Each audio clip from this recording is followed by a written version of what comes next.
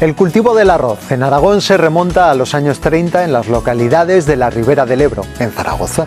Fue en los años 90 cuando este cultivo se extiende por otras zonas de las provincias de Zaragoza y de Huesca. La marca Calial protege la mejor selección de las cosechas, cultivadas mediante métodos de producción integrada, dando prioridad a los sistemas naturales de control de enfermedades y de plagas. El arroz con el sello Calial se riega con agua de cabecera de río, aguas limpias provenientes del deshielo de los Pirineos. El arroz con el sello Calial es arroz blanco y arroz integral de categoría extra, de variedades de grano redondo y semilargo. El grano redondo, variedades Valilla Porsolana, Maratelli y Bomba, asume con facilidad los sabores de los ingredientes y los condimentos que le acompañan.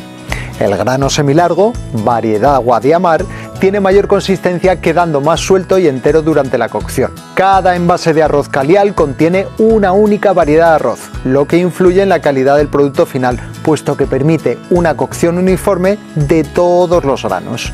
Son estas características lo que hacen el arroz merecedor del sello Calial, un arroz del que sentirnos orgullosos.